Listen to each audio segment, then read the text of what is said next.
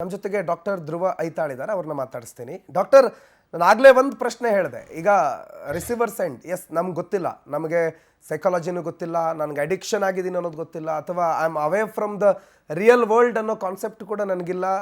ನಾನೇನು ಅಂದ್ಕೊಂಡಿದ್ದೀನಿ ಅಂದರೆ the life I am living is my life ಅಂತ ಅಂದ್ಕೊಂಡಿದ್ದೀನಿ. Fine, okay. ಬಟ್ ನಮ್ಮೆಲ್ಲರ ಸೈಕಾಲಜಿಯನ್ನು ಅರ್ಥ ಮಾಡಿಕೊಂಡು ನಮ್ಮೆಲ್ಲರ ಸೈಕಾಲಜಿಗಳನ್ನು ಎಲ್ಲ ಒಂದು ಕಡೆ ಕೂತ್ಕೊಂಡು ಮ್ಯಾನಿಪುಲೇಟ್ ಅಥವಾ ಅದರ ಮೇಲೆ ಪರಿಣಾಮ ಬೀರುವ, ಅಟ್ಲೀಸ್ಟ್ ಪ್ರಭಾವ ಅಲ್ಲದೆ ಇದ್ದರೂ ಪರಿಣಾಮ ಬೀರುವ, ನಮ್ಮ ಇಮೋಷನ್ ಜೊತೆಗೆ ನಮ್ಮ ಇಮೋಷನ್ಗಳನ್ನು ವೇರಿ ಮಾಡುವಂತಹ ಒಂದು ಪ್ರಯತ್ನ ಕೂಡ ನಡೀತಾ ಇದೆ. ಆ ಪ್ರಯತ್ನಗಳ ಬಗ್ಗೆ ನೀವೇನು ಹೇಳ್ತೀರಿ? For example cinema. ಸೊ ಇದೇ ಸಂದರ್ಭದಲ್ಲಿ ಸಾಮಾಜಿಕ ಜವಾಬ್ದಾರಿಗಳು ಬರುತ್ತೆ. ಇತ್ತೀಚೆಗೆ ನ್ಯೂಸ್ ಅಲ್ಲೆಲ್ಲ ಬಂದಿದೆ, ಹೆಚ್ಚಿನ ಜನಪ್ರಿಯ ನಟರಿಗೆ ಯಾವುದೋ ಒಂದು ಜಾಲತಾಣ, ಯಾವುದೋ ಜೂಜಾಡೋ ಜಾಲತಾಣದ ಬಗ್ಗೆ ಅವರು ಅಡ್ವರ್ಟೈಸ್ ಮಾಡಿದ್ದಕ್ಕೆ ಅವ್ರ ಮೇಲೆ ಏನೋ ಕೇಸ್ ಬಂದಿದೆ ಅಂತ. ಸೊ ಇವೆಲ್ಲವೂ ಬರೋದು ಈ ಬಿಗ್ ಅಂಬ್ರೆಲಾ ಆಫ್ ಸಾಮಾಜಿಕ ಜವಾಬ್ದಾರಿ, ಸೋಷಿಯಲ್ ರೆಸ್ಪಾನ್ಸಿಬಿಲಿಟಿ. ಸೊ ಒಂದ್ ಹಂತದಲ್ಲಿ ನಾವು ಸಮಾಜನ ದೊಡ್ಡ ಹಂತದಲ್ಲಿ ಅವ್ರನ್ನ ರೀಚ್ ಔಟ್ ಮಾಡ್ತಾ ಇದ್ದೀವಿ, ಅವ್ರನ್ನ ಇನ್ಫ್ಲೂಯೆನ್ಸ್ ಮಾಡ್ತಾ ಇದ್ದೀವಿ ಅಂತಂದ್ರೆ I cannot just focus on ನನ್ನ ಫ್ರೀಡಮು, ಆರ್ಟಿಸ್ಟಿಕ್ ಫ್ರೀಡಮು, ನನ್ನ ಕ್ರಿಯೇಟಿವಿಟಿ ಅನ್ನೋದ್ರ ಜೊತೆಗೆ ಇದು ಯಾರ ಜನತೆಯನ್ನ ಮುಟ್ಟುತ್ತಾ ಇದೆ, ಯಾವ ಆಡಿಯನ್ಸ್ ಮುಟ್ತಾ ಇದೆ, ಅವ್ರಿಗೆ ಏನ್ ಎಫೆಕ್ಟ್ ಮಾಡುತ್ತೆ ಅನ್ನೋದು ತುಂಬಾ ಮುಖ್ಯ. ಸೊ ಐ ಡೋಂಟ್ ನೋ, ಈ ಮೂವಿ ಮಾಡೋ ಮುಂಚೆ ಪ್ರೊಡ್ಯೂಸರ್ಸ್ ಅಥವಾ ರೈಟರ್ಸ್ ಇದು ಈ ಹಂತಕ್ಕೆ ಎಮೋಷನಲಿ ಒಬ್ರನ್ನ ರೀಚ್ ಮಾಡುತ್ತೆ ಅನ್ನೋದು ಮುಂಚೆನೆ ಪ್ರೆಡಿಕ್ಟ್ ಮಾಡೋದು ಕಷ್ಟ. So I don't think they had any false intentions in mind. ಹೀಗೇನೋ ಯಾರನ್ನೋ ಡಿಸ್ಟರ್ಬ್ ಮಾಡಬೇಕು ಅಂತ ಅನ್ಕೊಂಡ್ ಮಾಡಿದ್ದಾರೆ ಅಂತ ನನ್ಗೆ ಅನ್ಸಲ್ಲ. But on the other extreme, so ಹೆಚ್ಚು ಕಮ್ಮಿ ಯಾವಾಗ ನಾವು ಸ್ಮೋಕಿಂಗ್ ಅನ್ನ ವೈಭವೀಕರಿಸ್ತೀವಿ ಅಥವಾ ಮದ್ಯ ಸೇವನೆಯನ್ನ ತೆರೆ ಮೇಲೆ ವೈಭವೀಕರಿಸ್ತೀವಿ, ಇವೆಲ್ಲ ಸಣ್ಣ ಪುಟ್ಟ ವಿಚಾರಗಳು ಈ ಹಂತಕ್ಕೆ ನಮಗ್ ಕಣ್ಣಿಗೆ ಕಾಣೋ ಹಾಗೆ ಹುಚ್ಚಾಟ ಅಂತ ಅನ್ನಿಸ್ತೇ ಇರಬಹುದು. ಬಟ್ ಯಾರೋ ಒಬ್ರು ಇನ್ಫ್ಲೂಯೆನ್ಷಿಯಲ್ ಪರ್ಸನ್ ಅದನ್ನ ತೆರೆ ಮೇಲೆ ವೈಭವವಾಗಿ ತೋರಿಸಿದಾಗ that may also affect and one may want to identify. ನನ್ ಹೀರೋ ಇದನ್ನ ಮಾಡಿದ್ರು, ಕುಡಿದ್ರು ಅಥವಾ ಸಿಗರೇಟ್ ಸೇದಿದ್ರು, ನಾನು ಇದನ್ನ ಮಾಡ್ಬೇಕು ಅನ್ನೋ ಭಾವನೆ ಬರಬಹುದು. ಹಾಗೆ ಸೊ ಅಟ್ ಲಾರ್ಜ್ ಪ್ರೊಡ್ಯೂಸರ್ಸ್ಗೆ, ಡೈರೆಕ್ಟರ್ಸ್ಗೆ ಅದೇ ಕಾರಣಕ್ಕೆ ಆ ಜವಾಬ್ದಾರಿ ಇರುತ್ತೆ. ಹಾಗಾಗಿ ಐ ಥಿಂಕ್ ಸೆನ್ಸರ್ ಬೋರ್ಡ್ ನಲ್ಲೂ ಇವಾಗ ಯಾವಾಗ ಸ್ಮೋಕಿಂಗ್ ಸೀನ್ ಬರುತ್ತೆ, smoking is injurious to health ಅಂತ ಕೆಳಗಡೆ ಒಂದು ಎಲ್ಲರಿಗೂ ಕಾಣೋ ಹಾಗೆ ಬರುತ್ತೆ. ಸಿನಿಮಾದ ಮುಂಚೆ ಆಮೇಲೆ ಎಕ್ಸ್ಪ್ಲಿಸಿಟ್ ಸ್ಟೇಟ್ಮೆಂಟ್ಸ್ ಇರುತ್ತೆ, ನಾವು ಮದ್ಯಪಾನವನ್ನ ಅಥವಾ ಧೂಮಪಾನವನ್ನ ಇದು ಮಾಡಲ್ಲ ಅಂತ. ಸ್ಪೆಸಿಫಿಕಲಿ ವಿತ್ ಎಮೋಷನಲ್ ಕಂಟೆಂಟ್ ಮನಃಶಾಸ್ತ್ರದ ಮುಖಾಂತರ ಹೇಳೋದು and also from the art background ಹೇಳೋದು ಅಂತಂದ್ರೆ, ಆರ್ಟ್ ಹೊರಗಡೆ ಬರೋ ತನಕ ಅದ್ ಯಾವ ಮಟ್ಟಿಗೆ ಆಡಿಯನ್ಸ್ ರಿಸೀವ್ ಮಾಡ್ತಾರೆ ಎಕ್ಸ್ಪೆಕ್ಟ್ ಮಾಡೋದು, you can have some predictions, but 100% ಇದೇ ಎಕ್ಸ್ಪೆಕ್ಟ್ ಮಾಡಬಹುದು ಅಂತ ಯಾರಿಗೂ ಗೊತ್ತಿರಲ್ಲ. It depends on the audience. So ಈ ಸಿನಿಮಾದ producer, writer, they may wanted to give a very nice emotional story, but I don't know whether they predicted ಈ ಮಟ್ಟಿಗೆ ಅದು ಜನಗಳ ಮನಸ್ಸನ್ನ ತುಮುಲ ಮಾಡುತ್ತೆ ಅನ್ನೋದು ಅವರಿಗೆ ಇದರ ಅಂದಾಜಿತ್ತೋ ಇಲ್ವೋ ನನಗೆ ಗೊತ್ತಿಲ್ಲ ಅಂತ ಹೇಳ್ಬೋದು. ಡಾಕ್ಟರ್, ಮೊದಲು ಹ್ಯೂಮನ್ ಸೈಕಾಲಜಿ ಅರ್ಥ ಮಾಡ್ಕೊಳ್ಬೇಕು ಅಂತಂದರೆ ಅವ್ರನ್ನ ಕರ್ಕೊಂಬರ್ಬೇಕಿತ್ತು, ಕೌನ್ಸಿಲಿಂಗ್ಗೆ ನಿಮ್ಮ ಮುಂದೆ ಕೂರಿಸ್ಬೇಕಿತ್ತು, ಅವ್ನಿಗೊಂದಿಷ್ಟು ಪ್ರಶ್ನೆಗಳನ್ನು ಕೊಡಬೇಕಿತ್ತು. ಈಗೇನಿಲ್ಲ, ಒಂದು ಫೇಸ್ಬುಕ್ ಪೇಜೋ ಅಥವಾ ಇನ್ಸ್ಟಾಗ್ರಾಮ್ ಪೇಜ್ ಓಪನ್ ಮಾಡಿದ್ರೆ how is is mind set ಅಂತ ಗೊತ್ತಾಗುತ್ತೆ. ಬೆಳಿಗ್ಗೆ happy, I am so happy ಅಂತ ಒಂದು ಕಾಫಿ ಹಾಕೊಂಡ್ಬಿಟ್ರೆ ಈಸ್ ಹ್ಯಾಪಿ ಅಂತ, ಇಲ್ಲ ಸ್ಯಾಡ್ ಅಂತ ಒಂದು ಯಾರು ಸ್ಟೇಟಸ್ ಹಾಕೊಂಡ್ಬಿಟ್ರೆ ಈಸ್ ಸ್ಯಾಡ್ ಅನ್ನೋದನ್ನ ಭಾಳ ಈಸಿಯಾಗಿ ನಾವು ಕಂಡುಹಿಡಿಬೋದು. So manipulation of human minds ಅಥವಾ ಒಬ್ಬ ಯುವ ಸಮಾಜವನ್ನು ದಾರಿ ತಪ್ಪಿಸೋದಕ್ಕೆ ಬೇಕಾಗುವ ಸಿದ್ಧತೆಗಳನ್ನು ಮಾಡ್ಕೊಳ್ಳೋದಕ್ಕೆ ನಮ್ಮ ಇಮೋಷನನ್ನು ನಾವು ಸೋಷಿಯಲ್ ಮೀಡಿಯಾದಲ್ಲಿ ಅಥವಾ ಎಲ್ಲರಿಗೆ ಕಾಣೋ ಹಂಗೆ ಬಿಟ್ಬಿಟ್ಟಿದ್ದೀವಿ. ಇದರ ಇಫೆಕ್ಟು, ಇದರ ಕಾಸಸ್ಸು ಮುಂದೆ ಭಾಳ ದೊಡ್ಡ ಒಂದು ತೊಂದರೆ ಆಗುತ್ತೆ ಅಂತ ಅನಿಸಲ್ವಾ?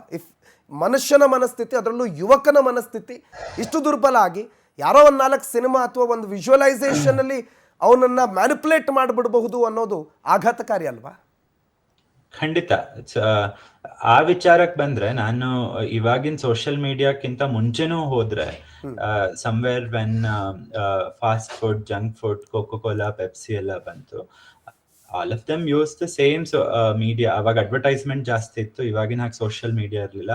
But all that they focused on was their profit. ನಮ್ಗೆ ಎಷ್ಟು ಪ್ರಾಫಿಟ್ ಆಗ್ತಾ ಇದೆ, ಬಿಕಾಸ್ ಅವೆಲ್ಲರಿಂದ ಇವಾಗ ಗೊತ್ತಿರೋ ಹಾಗೆ ಹೆಚ್ಚು ಕಮ್ಮಿ ಒಬೆಸಿಟಿ ಸಮಸ್ಯೆ ಇರ್ಬೋದು, ಹಾರ್ಟಿನ ಸಮಸ್ಯೆ ಇರ್ಬೋದು, were all because of that life style change that happen ಆ ಸಂದರ್ಭದಲ್ಲಿ. ಹಾಗೆ ಇವಾಗ ಸೋಷಿಯಲ್ ಮೀಡಿಯಾ ಇದು ಬಂದಾಗ್ಲೂ ಅವುಗಳಿಂದನೂ ಇಂಪ್ಯಾಕ್ಟ್ ಇದೆ ಅನ್ನೋದನ್ನ ಮನೋವೈದ್ಯರು ಇರಬಹುದು ಅಥವಾ ಮೆದುಳುಗಳ ಮೇಲೆ ರಿಸರ್ಚ್ ಮಾಡ್ತಾ ಇರೋರು ಇರಬಹುದು, ಹೇಳ್ತಾ ಬಂದಿದ್ದಾರೆ.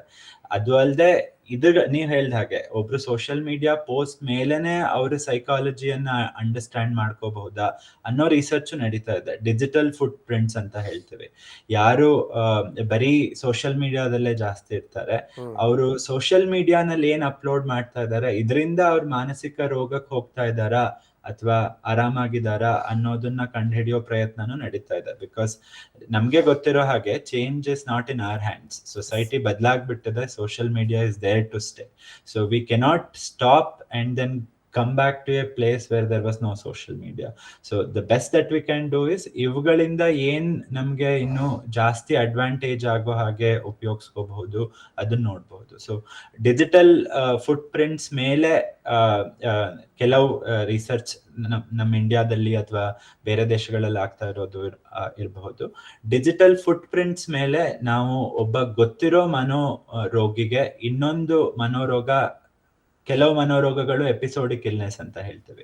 ಒಂದು ಸ್ವಲ್ಪ ದಿನ ರೋಗ ಇರುತ್ತೆ, ಆಮೇಲೆ ಆರಾಮಾಗಿರ್ತಾರೆ. ಸೊ ಹಾಗೆ ಆರಾಮಾಗಿದ್ದವರು ಇನ್ನೊಂದ್ಸಲ ರೋಗ ಬರೋ ಸ್ಥಿತಿಗೆ ಹೋಗ್ತಾ ಇದಾರ ಅನ್ನೋದನ್ನ ಡಿಜಿಟಲ್ ಫುಟ್ ಪ್ರಿಂಟ್ಸ್ ಮೇಲಿಂದ ನಾವು ಅಳಿಬಹುದಾ ಅನ್ನೋ ತರದ ರಿಸರ್ಚ್ ನಡೀತಾ ಇದೆ. The positive angle to it. ಬರೀ ಸೋಷಿಯಲ್ ಮೀಡಿಯಾ ಅಥವಾ ಇವುಗಳಿಂದ ಬರೀ ಕೆಡಕಾಗತ್ತೆ ಅನ್ನೋದು ಗೊತ್ತಿರೋ ವಿಚಾರ. ಬಟ್ ಅದರಿಂದನೂ ನಮ್ಗೆ ಏನಾದ್ರೂ ಬೆನಿಫಿಟ್ ತಗೋಬಹುದಾ, ಜನರ ವರ್ತನೆಗಳನ್ನ ಅಸೆಸ್ ಮಾಡಬಹುದಾ ಅನ್ನೋ ಪ್ರಯತ್ನಕ್ಕೆ ಈ ಡಿಜಿಟಲ್ ಫುಟ್ ಪ್ರಿಂಟ್ಸ್ ಅದ್ರ ಮೇಲಿಂದ ರಿಸರ್ಚ್ ಸಹಾಯ ಆಗುತ್ತೆ ಅಂತ ಹೇಳ್ಬಹುದು. ಬಟ್ ಫೈನಲಿ ಹಂಸಕ್ಷೀರ ನ್ಯಾಯ ಅನ್ನೋದ್ರ ಬಗ್ಗೆ ಕೇಳಿದ್ವಿ ಡಾಕ್ಟರ್. ನಾವು ಹಂಸಕ್ಕೆ ನೀರು ಮತ್ತು ಹಾಲು ಒಟ್ಟು ಮಾಡಿಕೊಟ್ರೆ ಅದು ಹಾಲು ಮಾತ್ರ ತಗೊಳುತ್ತೆ, ನೀರನ್ನು ಹಾಗೆ ಬಿಡುತ್ತೆ ಅಂತ. We are in a world where we have mix everything. Social media ಅಂತ ಬಂದಾಗ ಒಳ್ಳೆಯದು ಇದೆ, ಕೆಟ್ಟದು ಇದೆ. ನಮ್ಮ ಸಮಾಜ ಅಂತ ಬಂದಾಗ ಒಳ್ಳೆಯದು ಇದೆ, ಕೆಟ್ಟದು ಇದೆ. ಮನುಷ್ಯರು ಅಂತ ಬಂದಾಗಲೂ ಒಳ್ಳೆಯದು ಕೆಟ್ಟದಿದೆ. ಸಜ್ಜನರ ಸಂಘ, ಅದನ್ನು ಹೆಜ್ಜೆ ಎನಿಸವಿದಂತೆ, ದುರ್ಜನರ ಸಂಘ, ಎಲ್ಲ ಗಾದೆ ಮಾತುಗಳನ್ನೆಲ್ಲ ನಾವು 3-4ನೇ ಕ್ಲಾಸಲ್ಲೆಲ್ಲ ಓದ್ಕೊಂಬಂದು ಈಗ ನಮ್ಗೆ ಯಾವುದು ಒಳ್ಳೆಯದು, ಯಾವುದು ಕೆಟ್ಟದು, ನಮ್ಗೆ ಯಾವುದು ಬೇಕು, ಯಾವುದು ಬೇಡ, ನನ್ನ ಜೀವನ ಖುಷಿಯಾಗಿರೋದಕ್ಕೆ ನನಗೇನು ನೆಸಸರಿ, ನನ್ನ ಜೀವನವನ್ನು ಈ ಥರ ಒಂದು ರೀತಿ ದುಸ್ತರ ಮಾಡ್ಕೋಬಾರ್ದು ಅಂತಂದರೆ ನಾನು ಯಾವುದ್ಯಾವುದಕ್ಕೆ ಹೋಗಬಾರ್ದು ಅನ್ನುವ ಮಿನಿಮಮ್ ಕಾಮನ್ ಸೆನ್ಸನ್ನು ನಾವು ನೆಗ್ಲೆಕ್ಟ್ ಮಾಡಿದ್ದೀವಿ, ಮರ್ತು ಹೋಗಿದ್ದೀವಿ ಅಂತ ನಾನು ಎಲ್ಲರಿಗೂ ಗೊತ್ತಿದೆ. But we have neglected it ಅಂತ ಅನ್ಸಲ್ವಾ? What is the remedy for it ಅಂತ ಡಾಕ್ಟರ್? ಒಂದು being more mindful and consciously aware ನಾವೇನ್ ಮಾಡ್ತಾ ಇದ್ದೇವೆ ಅಂತ. ಬಿಕಾಸ್ ನಾ ಹೇಳ್ದಂಗೆ ಬದಲಾವಣೆ ಅನ್ನೋದು ಪ್ರಾಬಬ್ಲಿ ಜಗದ ನಿಯಮ, ಅದನ್ನ ನಿಲ್ಸೋದಕ್ ಸಾಧ್ಯ ಇಲ್ಲ, ಅದು ಹೋಗ್ತಾನೆ ಇರುತ್ತೆ. ಸೊ ಎವ್ರಿ ಟೈಮ್ ಒಂದು ಹೊಸ ಬದಲಾವಣೆಯನ್ನ ನಾವು ನಮ್ಮದಾಗಿಸ್ಕೊಂಡಾಗ ಒಂದು ಕ್ಷಣ ತಗೊಳ್ಳೋದು, ರಿಫ್ಲೆಕ್ಟಿಂಗ್ ಏನ್ ಆಗ್ತಾ ಇದೆ, what can be the consequence, and often introspecting. ಆಯ್ತು, ಇದ್ರಲ್ಲಿ ಬಂದು ಇಷ್ಟು ದಿನ ಆಯ್ತು, ಏನ್ ಇದರಿಂದ ಸಾಧನೆ ಆಯ್ತು, ಏನ್ ಇದರಿಂದ ಡಿಸ್ಅಡ್ವಾಂಟೇಜ್ ಆಯ್ತು. ಬಿಕಾಸ್ ಸೋಷಿಯಲ್ ಮೀಡಿಯಾಗಳದ್ದು ಮುಖ್ಯವಾದ ಸಮಸ್ಯೆ ಅಂತಂದ್ರೆ ಇನ್ಸ್ಟೆಂಟ್ ಡೋಪಮೀನ್ ಹಿಟ್ ಕೊಡುತ್ತೆ. ಸೊ ಯಾವುದೇ ಸಮಸ್ಯೆ ಇರಬಹುದು, ಅದರಿಂದ ತಪ್ಪಿಸ್ಕೊಳ್ಳೋದಕ್ಕೆ ತುಂಬಾ ಒಳ್ಳೆ ವಿಧಾನ. ಟೆನ್ಷನ್ ಆಗ್ತಾ ಇದೆಯಾ, ಸೋಷಿಯಲ್ ಮೀಡಿಯಾ. ಸಿಟ್ಟು ಬರ್ತಾ ಇದೆಯಾ, ಸೋಷಿಯಲ್ ಮೀಡಿಯಾ. ದುಃಖ ಆಗ್ತಾ ಇದೆಯಾ, ಸೋಷಿಯಲ್ ಮೀಡಿಯಾ. ಬಟ್ ಟೆನ್ಷನ್, ಸಿಟ್ಟು, ದುಃಖ ಎಲ್ಲದೂ ಇರೋದಕ್ಕೇನೋ ಕಾರಣ ಇದೆ. They are teaching us something. ಆ ಲರ್ನಿಂಗ್ ಅನ್ನ ನಾವು ಮಿಸ್ ಮಾಡ್ಕೋತಾ ಇದ್ದೇವೆ because you are just running behind dopamine. So the answer to that is emotions are there for a reason. They are here to help you, guide you. ನಾವ್ ಏನ್ ಮಾಡ್ಬೇಕು, ಏನ್ ಮಾಡ್ಬಾರ್ದು. ಸೊ ನಮ್ಮ ಜೊತೆ ನಾವು ಕನೆಕ್ಟ್ ಆಗೋದು ಫಸ್ಟ್. ನಮ್ಮ ಸನಾತನ ಧರ್ಮ ಅದನ್ನೇ ಹೇಳಿದೆ, one should be connected with oneself. ಈ ವಿಚಾರದಲ್ಲಿ ಇದನ್ನು ನಾನು ಹೇಳೋದಕ್ಕೆ ಇಷ್ಟಪಡ್ತೇನೆ.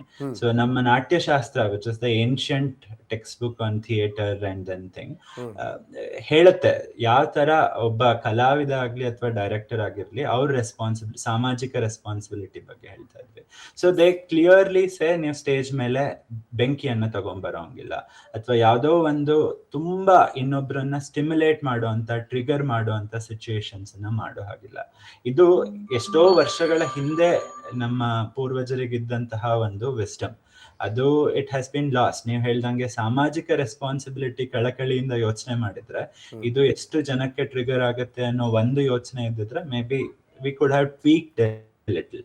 ಸೊ ಇವಾಗ್ಲೂ ನಮ್ಮ ಎಷ್ಟೋ ಒಂದು ಸಾಂಪ್ರದಾಯಿಕ ಕಲೆಗಳು ಆ ಕಾರಣಕ್ಕೆ they still following that, they don't trigger. The idea is ಕೊನೆಗೆ ಒಬ್ಬನ ಆನಂದ ಸ್ಥಿತಿಯಲ್ಲಿ ಅಥವಾ ಶಾಂತ ಸ್ಥಿತಿಯಲ್ಲಿ ಬಿಡ್ಬೇಕು.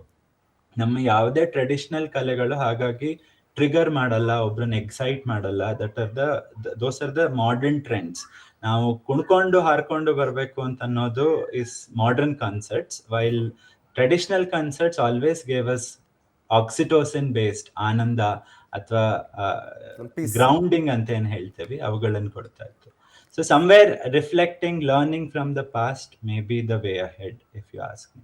Yes. Thank you so much, Dr. ಧ್ರುವ ಐತಾಳ್. ನಿಮ್ಮಿಂದ ಬಹಳಷ್ಟು ವಿಚಾರಗಳನ್ನು ತಿಳ್ಕೊಂಡು thank you so much for joining. Thank you so much.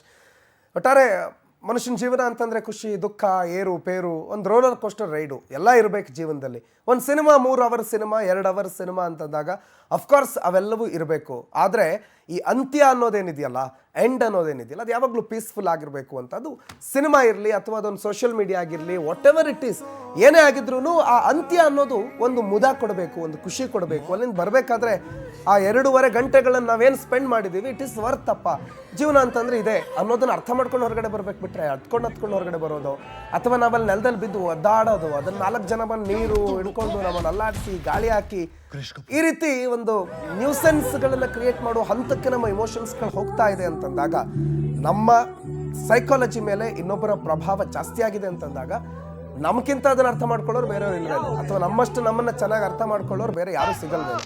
So ನಮ್ಗೆ ಗೊತ್ತಿರಬೇಕು ಯಾವುದು ಬೇಕು ಯಾವುದು ಬೇಡ, ಯಾವುದು ಎಕ್ಸ್ಟ್ರೀಮ್, ಯಾವುದು ನನ್ನ ಲಿಮಿಟೇಷನ್, ನನಗೆ ಎಲ್ಲಿವರೆಗೆ ಮಿತಿ ಇದೆ, ಎಲ್ಲಿವರೆಗೆ ನಾನು ಮಿತಿ ಮೀರುವ ಅವಕಾಶಗಳಿದೆ, ಮಿತಿ ಮೀರಿದ್ರೂ ಮಿತಿ ಮೀರ್ತಾ ಇರುವಂಥ ವಿಚಾರ ಯಾವುದು, ಇದಕ್ಕೆ ಮಿತಿ ಮೀರೋ ಅಗತ್ಯ ಇದೆಯಾ.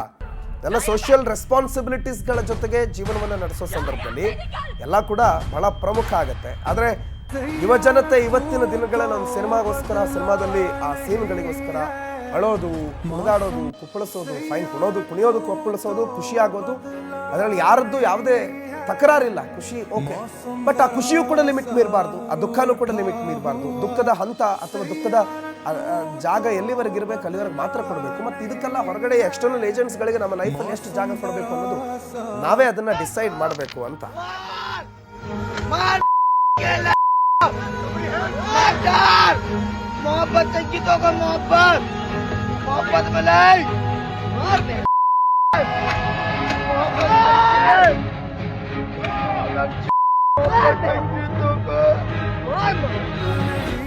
ದಾರಿ ತಪ್ತಾ ಇರೋರಿದ್ರೆ ದಾರಿ ತಪ್ಪಬೇಡಿ, ಹುಚ್ಚರ ಹಾಗೆ ಆಟ ಆಡ್ತೋರಿದ್ರೆ ಹುಚ್ಚರಾಗಬೇಡಿ. ಕೆಲವೊಂದು ವಿಚಾರಗಳನ್ನು ತಿಳ್ಕೊಳ್ಳಿ, ನಮ್ಮ ಲಿಮಿಟೇಷನ್ಸ್ಗಳನ್ನು ಅರ್ಥ ಮಾಡ್ಕೊಳ್ಳಿ.